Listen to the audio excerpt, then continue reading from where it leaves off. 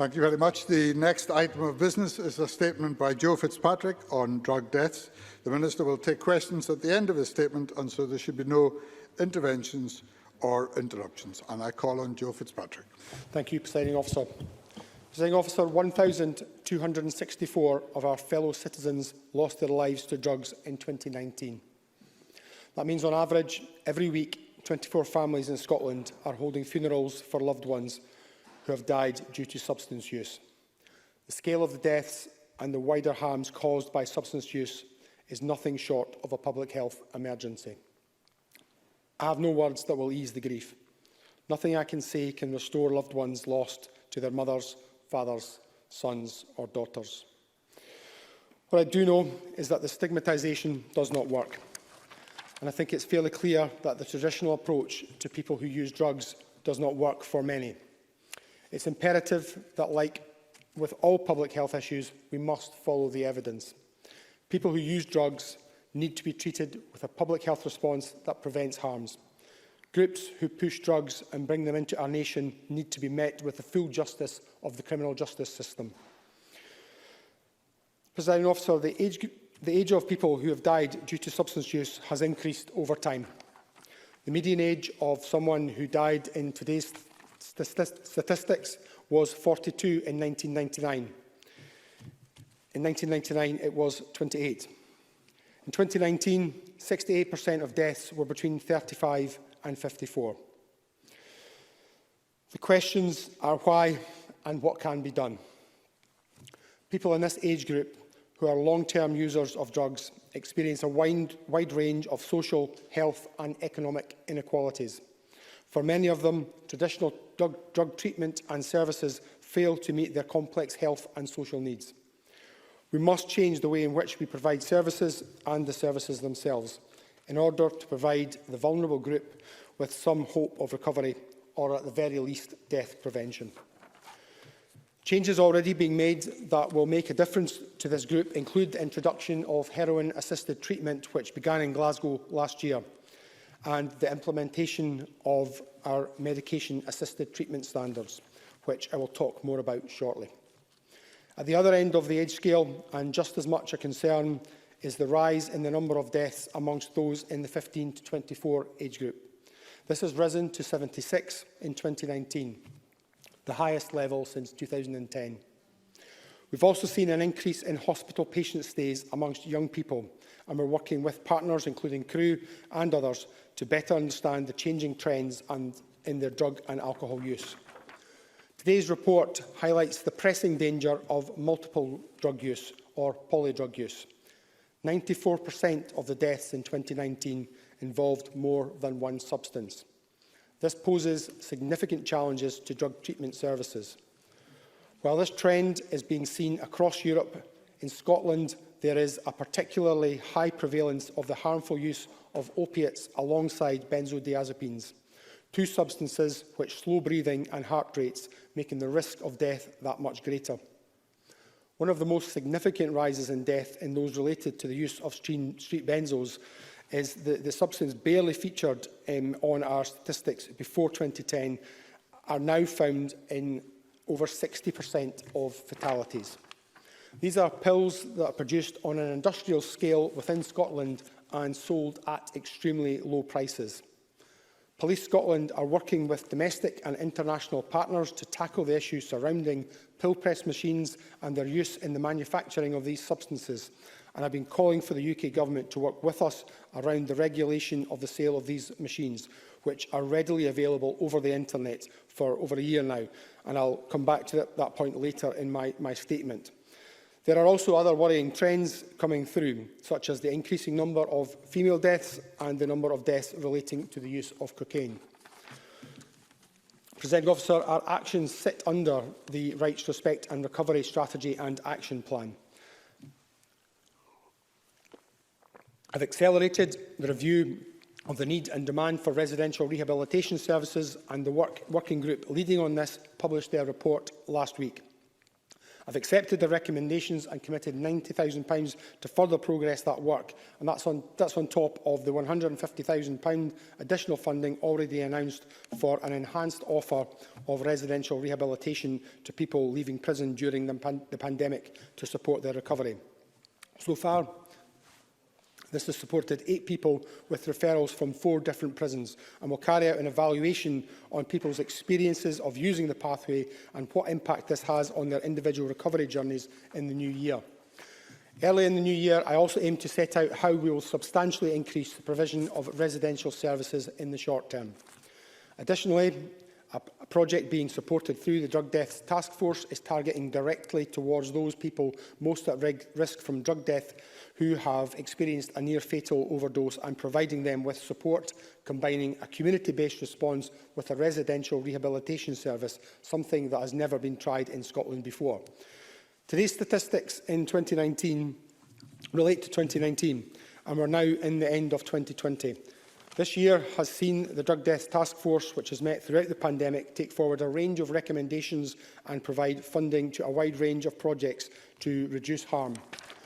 In January, the Task Force published a paper setting out 6 key evidence-based strategies for preventing drug-related deaths. Alcohol and drug partnerships have reported how they are currently offering or adopting these approaches and indicated where they are proposing to do more.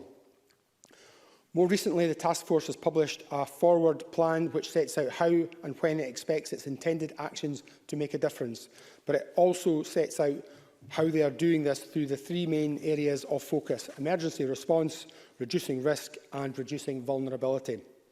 Under emergency response, the Task Force has been instrumental in bringing about significant changes in the distribution and availability of the overdose reversing drug naloxone. For example, the Scottish Ambulance Service has produced a national programme of take-home naloxone distribution. After a non-fatal overdose, this allows life-saving kits to be given to patients, their peers and family members. And Police Scotland have also announced that they will be running a naloxone pilot in 3 areas. This Task Force-funded project will begin early next year and will give around 700 police officers the opportunity to administer this life-saving nasal spray if they find themselves in attendance at an overdose. This is a huge step forward, and one which I know has taken a significant amount of work to progress. In addition, the Task Force has provided funding to a range of projects being taken forward by ADPs and other partners to further widen the distribution of naloxone. And evidence shows that fatal overdoses often follow non-fatal overdoses. So the Task Force has supported several projects to support people after a non-fatal overdose, helping to reduce deaths and increase engagement with alcohol and drug services. In terms of reducing risk, arguably one of the most important areas that the Task Force has been leading on is the development of standards for medication-assisted treatment. For me, the most important points of these standards are that they place the person right at the centre of the decisions being made about their care and treatment, that they acknowledge the wider issues such as trauma, and that the services should operate a policy of no barriers to treatment. The standards also offer people choice, something which for many has been missing when they've tried to access treatment in the past, be it same-day prescribing, choice of medication or accessing mental health care at the point of MAT delivery. Furthermore, the standards will provide a level of consistency which hasn't been seen before, moving towards a national approach ensuring a consistent service across Scotland. These standards will also allow clinicians and others to make radical changes to their working practices. There's evidence of this from one of the clinicians who's been involved in the early rollout of the standards. His service had undertaken a test of change to demonstrate the impact on people when working with a low-threshold model. This allowed him to support people seeking immediate help, something which he hadn't been able to do previously. As a result of the 35 people who came to his service in the 2 months of the trial, 93% received treatment within 24 hours. Nearly all of them had additional needs, including issues such as food poverty, accessing benefits, homelessness and depression, all of which were able to be addressed at roughly the same time as MAT was initiated, on the day that they came for help. This is welcome progress and something which I hope can be replicated in services all over the country. In terms of reducing vulnerability, the Task Force identified the need to address the stigmatisation of people and communities affected by drug use. They published a stigma strategy in July, and the members of the task force with lived experience are developing a stigma charter, which organisations and service providers will be asked to sign up to. Furthermore, there is significant work going on to look at drug law reform. Just this morning, a plan was published which sets out how we will explore how changing existing drug legislation could improve access into health and social care services in the event that the Scottish Parliament had the powers to do so. One of the most exciting developments in the last year has been the introduction of the Enhanced Drug Treatment Service in Glasgow, providing injectable diamorphine to those who have been in treatment cycle for a long time. I look forward to hearing more on this in the new year as the service evaluation process completes, and we can consider how similar services could be developed to support this most vulnerable group elsewhere in Scotland. Presiding Officer, last year also saw the conclusion of one of the most extensive inquiries into drug use and deaths in Scotland by the Scottish Affairs Committee in Westminster. It was hugely disappointing that all of the major recommendations from the committee, including the need to declare a public health emergency, were rejected by the UK Government. And I'd urge the UK Government to look again at those recommendations, which are based on robust evidence. There are, however, several important issues that the UK ministers are engaging constructively with us on. This includes the regulation with appropriate sanctions on the sale and use of pill presses, which could impact on the production of street benzos, which, as I've already mentioned, are implicated in so many deaths in Scotland. And I hope we can take a 4 nations working on this to achieve this quickly. The last year has also seen us cope with the impact of the worldwide pandemic, and I, along with the Chief Medical Officer, wrote to all health boards at the start of the pandemic to ensure that these essential life-saving services were prioritised. And I'd like to take this opportunity to thank all those workers and volunteers for their dedication to continue to deliver their essential work throughout this challenging time. Presiding Officer, today's figures are the statistical face of heart-wrenching human misery and devastated families. I again offer my condolences to each and every one who has lost a loved one. Other nations have shown that when the approach is changed, the outcome is changed. We have examples that we can follow, and that is what I intend to do. Thank you. Thank you very much. The Minister will now take questions on the issues raised in his statement. I intend to allow up to 30 minutes for questions, after which we will move on to the next item of business.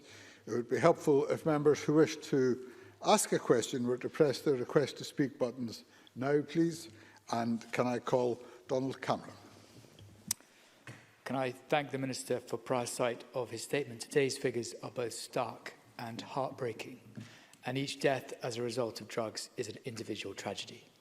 It's particularly worrying that the number of drug deaths has doubled in Scotland over the last decade, and that Greater Glasgow and Clyde, Lanarkshire, Lothian, Tayside and Ayrshire and Arran health boards account for 3/4 of all drug deaths. I too note with deep concern the rise in the number of deaths amongst the 15 to 24-year-old age group, now at its highest level in a decade. In 2007, there were over 300 residential rehab beds. This number has been cut, and this year almost half of residential rehab residents have found difficulty in accessing residential rehab and services. We have a world-class rehab facility here in Scotland, Castle Craig, that predominantly cares for Dutch patients when it could also be treating Scottish individuals. Given today's alarming figures, will the SNP government now support calls from drug recovery groups to reverse those bed cuts, and will it create a £20 million Scottish Recovery Fund, and if not, why not? Minister. One of the things that has struck me in the time since I've been in post is speaking to people who use services and those who are in recovery. There is no one silver bullet to dealing with this problem. And I think it's really important that we recognise that. And increasingly, I think, while there are groups of people who say it's really important that we take a harm reduction side, and there are other groups who say it's most important that we support abstinence-based residential rehab, I think increasingly people across Scotland on all sides are recognise that all of that is true. So I've been clear that from speaking to many people that the journey into residential rehab has been too challenging for many, which is why I asked Dr David McCartney of LEAP Lothian Edinburgh Abstinence Project to head up the working group to look at the different access into residential and other rehabilitation and come up with recommendations about how we can improve that and provide more consistency. He's given some initial recommendations and some statistics which I really encourage members to read. It's a strong piece of work. I absolutely chose Dr McCartney because he is a strong proponent of abstinence-based recovery, and I wanted to make sure I got a robust proposal that we can take forward. The working group have recommended some additional work to make sure that we can take this work forward in a robust way that ensures that we have a system that works for everyone. Residential rehab is not an easy solution. It's something that someone has to want to do. It has to be the right thing for the person. There's a relationship between them and the residential facility.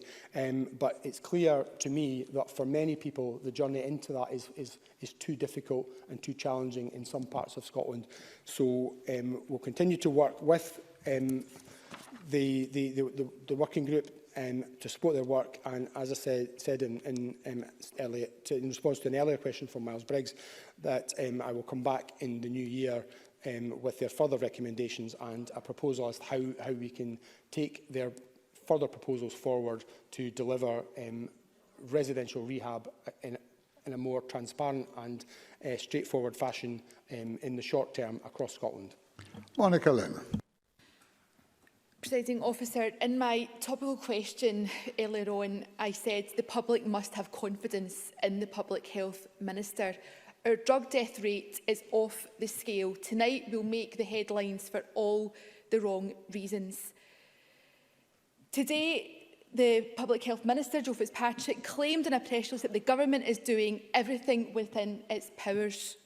It's simply not true. He should apologise for saying it, and he was given the chance to withdraw the remarks earlier on. But the Minister remains in denial. There is so much to say, but we know that under his watch, residential rehab beds are lying empty. We've got volunteers in Glasgow running an overdose prevention centre out of the back of a van, and the Minister won't even meet with them. They are showing us what courage and bold action actually looks like.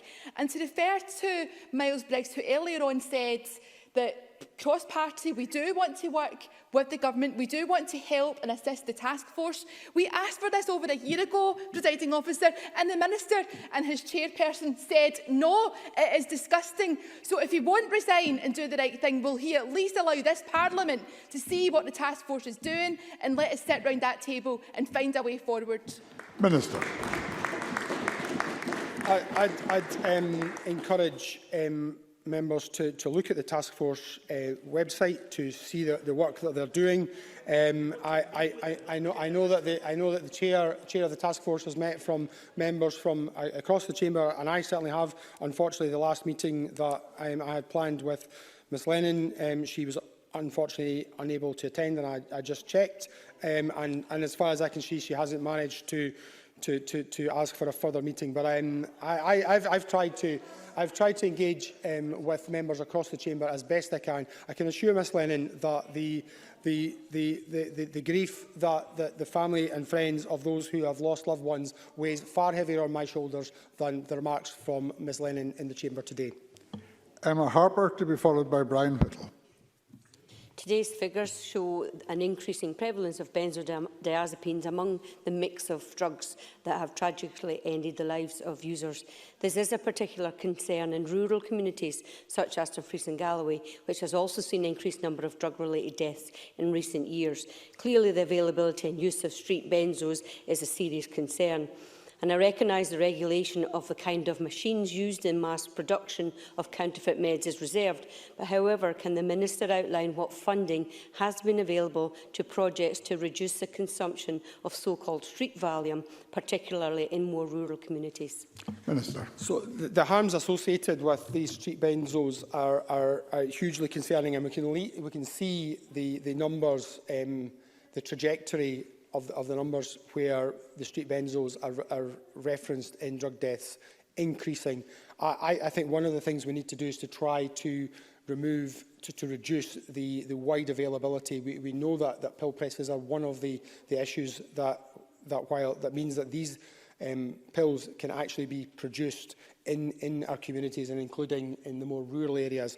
We also know, and so that's why I'm in a very constructive way, I'll say, working with colleagues in the UK government to see whether we can take a four nations approach to legislation, which clearly would be partly around internet, but some of it is about use and regulation, which is therefore devolved to us. So I think a four nations approach is absolutely the best way forward. It's really critical that we find better ways to help support people with those addictions. And one of the streams of work that the medically assisted treatment subgroup of the task force is looking at is in relation to how we help folk with benzos. But I do think that tackling the source of these drugs, which are really sold for pocket money prices and often made within our own communities, is a really important part of that. So I hope we can make progress on that. It's not an easy challenge, and part of what we have to do is to understand why these drugs are being used. One of the other areas that I think we need to make progress on is understanding what is in the drugs. And so one of the proposals coming out of the task force is to look at a drug testing facility. Clearly there's issues in relation to licensing around that, which we want to get resolved before the task force moves forward with spending significant amounts of money on that. But I think a pilot which allows for drug testing in a number of parts of Scotland, as being proposed by the Drug Test Task Force, potentially could be very, very significant in saving lives. Brian Whittle, to be followed by Shona Robson. Deputy Presiding Officer, I think we just heard a Minister in denial. 10 years since the Christie report and things have got exponentially worse. Investment in rehabilitation beds, needle exchange programmes, properly funded alcohol and drug partnerships, and a third sector fully funded and integrated with statutory services, as well as special mental health services offered at the same time as addiction treatments. These are all available to the Minister right here, right now. Now, you say you and your government intend to change your approach, and I think the continual failure of policy to date, that is an absolute must. So can I ask the Minister, will the Scottish Government ditch the constitutional football, reverse the cuts and properly invest in solutions that have been called for from the front line for decades? Minister. So, unfortunately, Mr Whittle clearly wrote his question before listening to my statement. I think I think I've been very clear to been very careful to not bring the Constitution into this, and I've talked as many times as I can about four nations working together, and I went to I think extensive efforts to emphasise the positive relationships and where we are managing to work together positively. Clearly, there are a couple of areas where I am not satisfied with the collaboration, and I'm continuing to try to progress that as positively as possible. But there are a number of areas where we are collaborating on a four nations basis, but particularly the collaboration between myself and my opposite number, Joe Churchill, who's the Public Health Minister, on a number of areas which I think are of significance in this area. I'd encourage the member to read in detail about the work that the task force has done, particularly around the MAT standards. And I think some of what the member is talking about in terms of services working together, I mean, what it's all about is how we make sure that our services are person-centred and see the person at the centre rather than delivering, and that is what the standards are trying to do, is to change that and to improve that. So that's the work that's going on. So I'd encourage the member to have a good read at that work that a lot of people have put a huge amount of effort into developing those standards to be rolled out across Scotland. I think they should be praised for that. It's all very well for the member to attack me personally, but please have a look at the actual work. Please look at the work that the task force is doing, and give praise where it's due. Thank you. I'm keen to get as many members in as I can, so can I ask for succinct questions and succinct answers, please, and for due attention to the answers when they're given. Can I call Shona Robson to be followed by Neil Findlay? Thank you. The Minister said in his statement that we should follow the evidence. So can I ask the Minister to give more information on the outcomes of the really important project working with those who have experienced a near-fatal overdose? And can he also say when the changes to working practices to enable same-day treatment and support for those that are in the trial can be replicated in services across Scotland? Minister.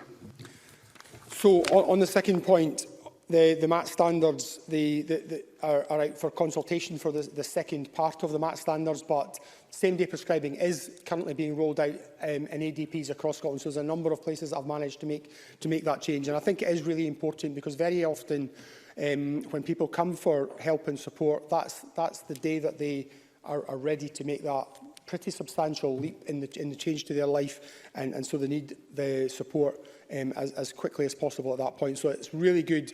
We've seen some really good examples about how that can be done safely. Clearly, there's a risk in terms of prescribing drugs very quickly, but we've seen evidence, particularly of the low dose regimes making a difference. So that's really important. And I've forgotten the first question the member said, if she could. Can I call Neil Findlay to be followed by Patrick? What an absolute disgrace, Presiding Officer, that the First Minister and the Deputy First Minister walked out when this statement started.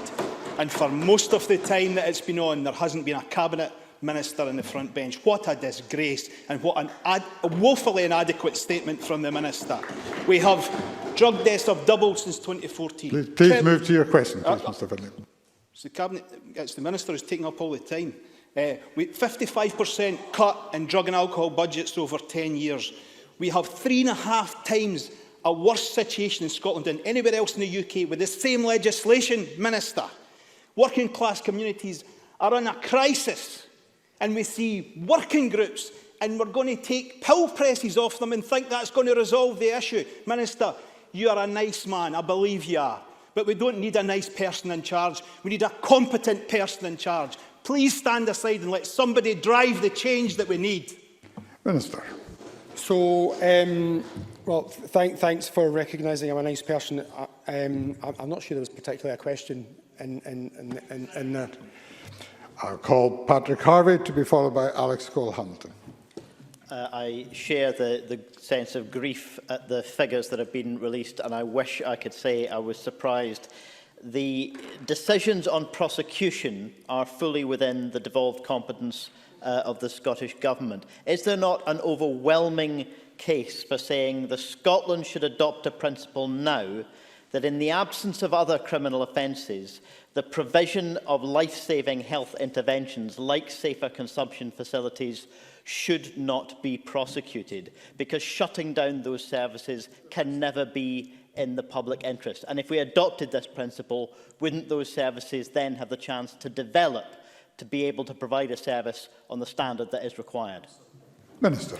So the member will be aware that prosecution is in the realms of the Lord Advocate and not ministers as such. So I'm sorry, I can't comment on the specifics around that. I certainly believe that in relation to legislation around this, we should have, in general terms, we should have a change of the law to allow actions which could potentially save lives, which are evidence-based.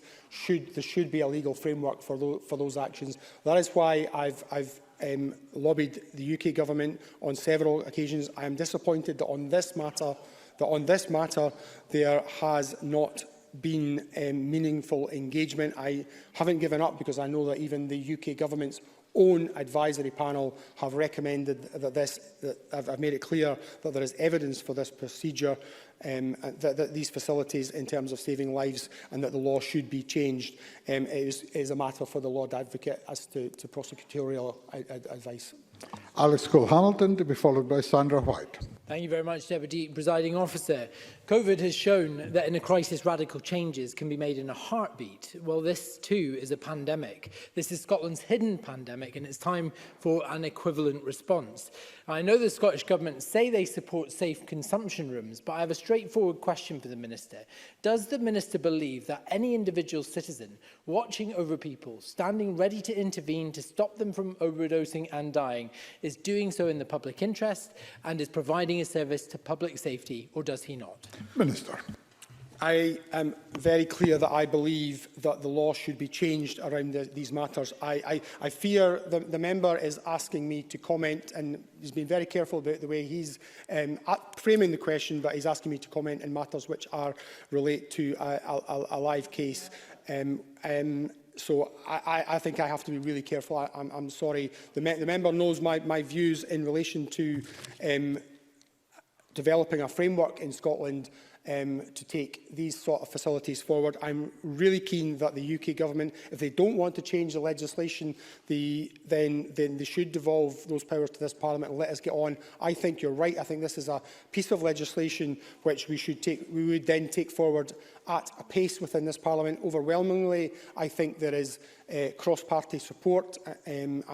I certainly think on most parties, and I think in Glasgow, where there is a well thought out proposal for a safe an overdose prevention facility, I think there is cross-party support on the council from all parties. So this shouldn't be something that's impossible. I'd call on members from across the chamber to help put just a little bit of pressure on Kit Malthouse, and I think it's possible that we could work together in a way that doesn't result in the UK Government losing face, or whatever the reason is, but allows us to bring in a policy which the evidence is internationally absolutely clear it will save lives.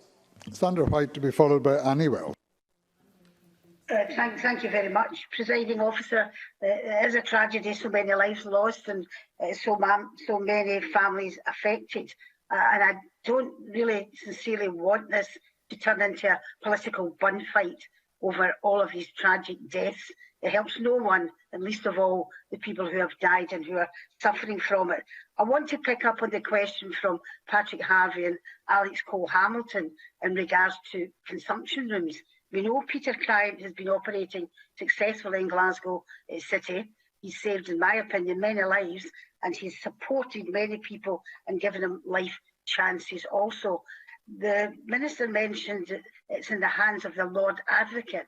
Can I ask the Minister, in what way can we in this Parliament bring the Lord Advocate to answer questions as to why he feels it is out with the competence of this Parliament to put forward legislation that we operate safe consumption rules in Scotland? I would advise all members to bear in mind the rules regarding sub judice and mention of live cases. Minister. Yeah, just following. I just hope the member will appreciate. I just cannot comment on this case as it has been reported by the police to the Crown in respect of a criminal charge, and the outcome of that case is not yet final. And as I say again, in policy terms, I strongly support the introduction of medically supervised safe consumption facilities or overdose prevention facilities in order to save lives. Thank you. I call Annie Wells to be followed by Gail Ross. Heartbreakingly, today we hear that Scotland's drug death rate is at its highest since records began. Most shamefully, each and every one of these deaths were preventable. As Favour Scotland have already said, one thing is abundantly clear: Scotland's drug services are not fit for purpose.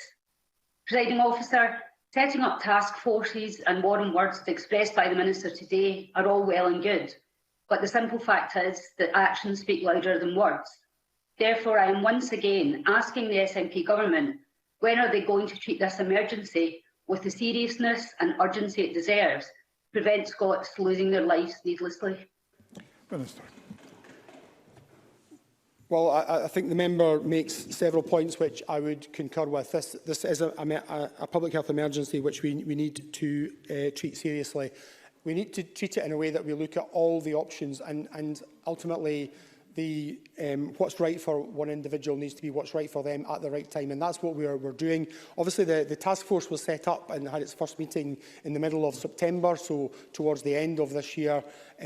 But I think when we look at the evidence, we will see a huge number of pieces of work that the task force has taken forward that is saving lives every day, particularly in relation to the emergency response, which is the way to stop someone dying right now. And the evidence is that there is more naloxone now accessible to people who potentially have an overdose at the point of that potential overdose than we've ever seen before. This is definitely a world-leading programme in Scotland, but clearly there's many other things that we have to do as well in terms of getting our harm reduction response right. Part of that is looking at innovative programmes like the heroin-assisted treatment in Glasgow. Part of that is looking at how we make sure that for those people that are a residential rehabilitation route rather than a community rehabilitation route is right, have access to that. And I think particularly one of the pieces of work that the task force is taking forward in relation to combining the benefits of residential rehab with community rehabilitation is one that I'm really looking forward to seeing evidence from that. Because one of the challenges we have is there's a lack of evidence for a lot of these things where, and you go and speak to people and they're absolutely clear that this was the most important thing to their recovery. And I can't ignore that as we fight this public health emergency. Call Gail Ross to be followed by Pauline McNeill. Thank you, Presiding Officer. Iceland has dramatically reduced its substance and alcohol use amongst young people in the last 20 years by adopting a 5-step plan. And groups in Caithness are currently piloting a similar model thanks to the funding that's recently been received from the Scottish Government. The Icelandic model is now in operation in 35 cities across Europe. Will the Scottish Government give it serious consideration with a view to implementation in Scotland? Minister. Yes, I think the Icelandic model is something that we hopefully across the chamber can all look at very seriously. I was pleased to be able to fund the pilot in Caithness. It's been led by some really amazing people that I had the fortune to meet and discuss this Icelandic model with. I've also attended a couple of events in Dundee where Tessa Parks was looking at the potential for the Icelandic model to be rolled out in a more urban setting, namely in Dundee, and she's going through a project speaking to a number of people about the possibilities and how that might be taken forward. Clearly slightly different dynamics in Dundee compared to most of the places in Iceland, but we also are able to look at how the model has been taken forward in parts of the Republic of Ireland. So I think it certainly is a model that gives us hope for the future. And I really look forward to seeing the outputs from what's going on in Caithness. Pauline McNeill to be followed by Stuart McMillan. There has still been no recognition in this statement this afternoon so far that Scotland's record on drug deaths is completely out of step with every other nation and region and country in Europe. No recognition whatsoever. Is it not time, Minister, to stop looking elsewhere to solve Scotland's drug death scandal? The safe consumption rooms are part of the answer, and you seem to agree with that. And we've got Peter Kaikran, who faces prosecution for the mobile safe consumption rooms. We already frame prosecution policy on domestic violence and on race. We have the answers within our own powers on the grounds of public health to save lives. Can the Minister tell me why we cannot direct in the frame of public policy prosecution, as we already do on race and domestic violence in relation to saving lives when it comes to Scotland's drug scandal? Minister. I think we've already talked about why it would be inappropriate for us today to comment on the specific case, and as I say, while it's been reported to the Crown in respect of a criminal charge. In the wider point, I absolutely recognise the challenge that we face in Scotland.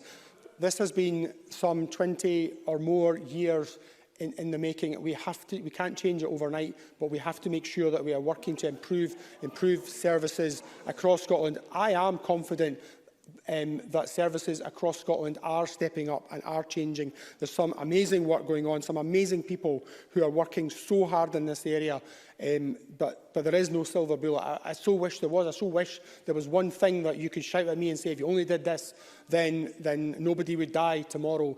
If you could do that, then I would find the money. But unfortunately, there is no silver bullet. What we need to do is to look at systems and improve the systems to make sure that everything we're doing is person-centred. We also, as a society, need to make sure that we are knocking down the barriers to support And one of the biggest barriers that we know is stigmatisation and stigmatisation of the treatment for people who have drug use issues. Stuart McMillan, to be followed by James Dornan.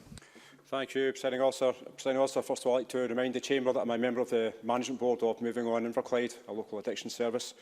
Inverclyde has seen a near 50% increase in drug deaths in 2019, and whilst I note the change of delivery at local authority level, bringing both the alcohol team and the drugs teams together, it's imperative, that was last year, it's imperative that an increase in rehab use takes place across NHS Greater Glasgow and Clyde. And would the Minister commit to delivering that investment, and also would he agree to meet with local agencies and partners in Inverclyde to learn more about what needs to be done to help those suffering with addictions in Inverclyde? Minister. On the last point, the member will be aware, unfortunately, I don't think he was able to join me, as I recall, that I have visited moving houses, particularly moving on, particularly their Safe as Houses project, which is a residential rehab with a community outpost part of that. It's a really good project, really shows integration between that service and the local ADPs. Yes, I'd be keen to come and have another discussion. It's obviously an area that has particular problems that we need to understand, but it's also an area where I've seen good examples of innovative working that is making a difference on the ground, and certainly speaking to people in those services, they really value the services and they value the huge commitment of the people working in that service. Finally, and briefly please, James Dornan. Is clearly aware of the good work done by Leap UK and will be aware that there's now a Scottish brand, Leap Scotland. Would the Minister tell me what discussions the Scottish Government have had to date with Leap Scotland, and if none, if they intend to have any in the near future? Minister. So, the Lothian and Edinburgh Abstinence project is one which was originally founded using Scottish Government money. And one of the particularly important parts of that project is it's one of the few residential rehabilitation projects to have a strong evidence base behind it, which is published and peer-reviewed. And so it's because of the incredible work that goes on in that relatively small facility that I asked Dr David McCartney to lead our work in residential rehab in terms of how we can take that forward to make sure that more people across Scotland have access to that service when they need it, because I think that's one of the crucial points. There may be a time when someone is ready to make that significant contribution, and 2-3 weeks down the road, it might not be the right time anymore. So we need to make sure that these facilities are available to people at the right time, which is why I've asked David McCartney to take on that very important piece of work. Thank you very much. That concludes questions on the statement. Can I remind members that social distancing measures are in place in the chamber and across the campus? Can I ask members to observe these measures as they enter and leave the chamber during this afternoon's business? The next item of business